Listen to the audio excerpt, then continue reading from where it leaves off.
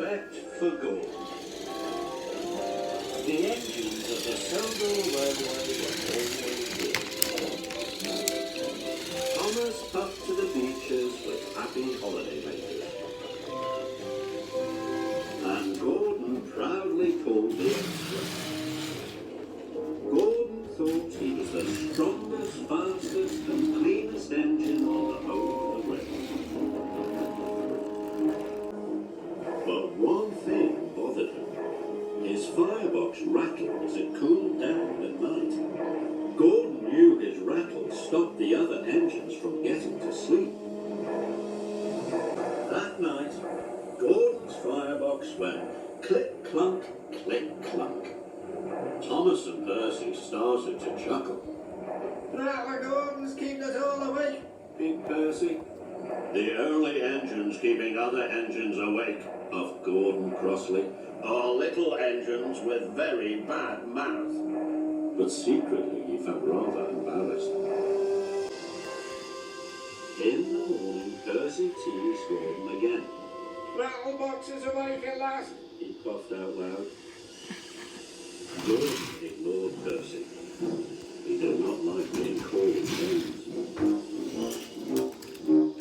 I'm the strongest and the best, he told himself. Strongest and best, strongest and best, cleanest and fastest, and pull the express.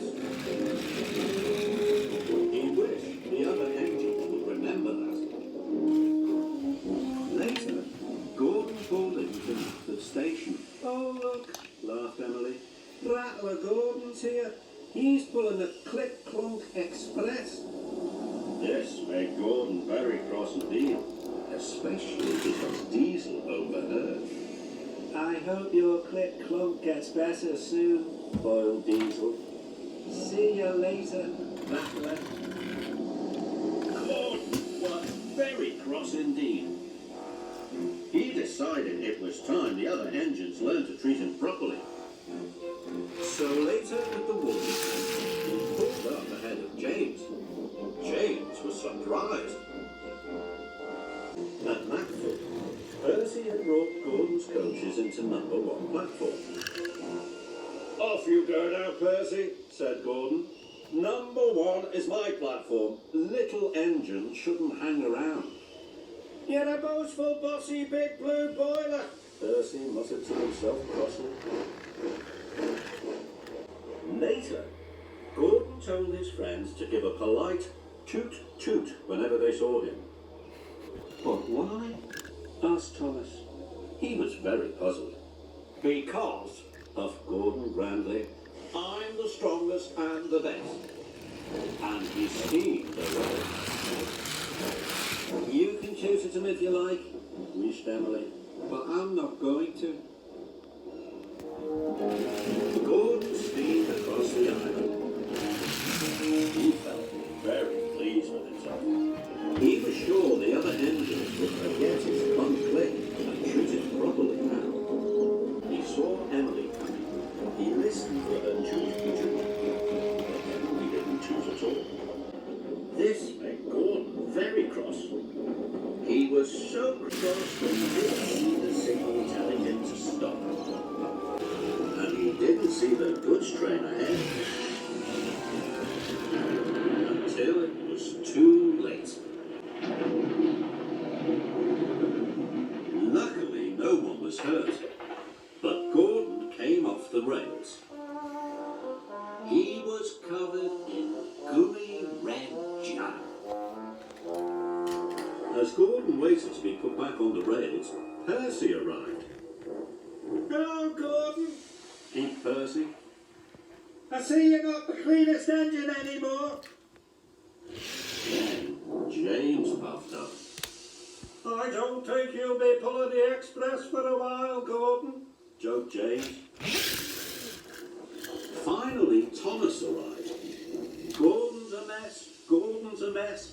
He's the largest and jammiest, puffed Thomas cheekily. At last, Gordon was back on the rails. He felt very foolish indeed. Edward pushed them to the fitter job. Gordon Gordon had to stay at the fitter's yard for a long time. It was hard to get the jam out of his engine.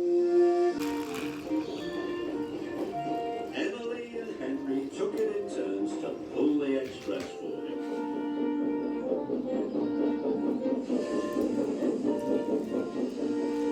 One evening at Tidmouth Sheds, Henry huffed.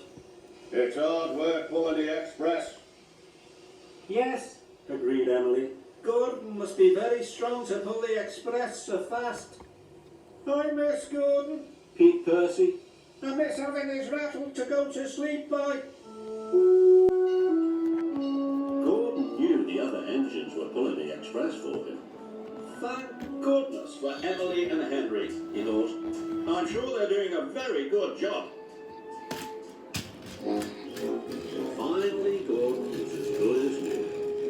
The fitters had even managed to fix the rattle in his firebox. That evening, Gordon had something to say. Is it about being the fastest and the best? Teased James. Not at all, puffed Gordon. I know my rattle kept you awake at night, and I'm sorry. And I was also silly about the toot-toots. I realise now that engines toot-toot other engines because they work hard and deserve it, not because they ask for it. But we think you do deserve it, Gordon, said Thomas, because you work hard and you are a really useful engine. All the other engines agreed.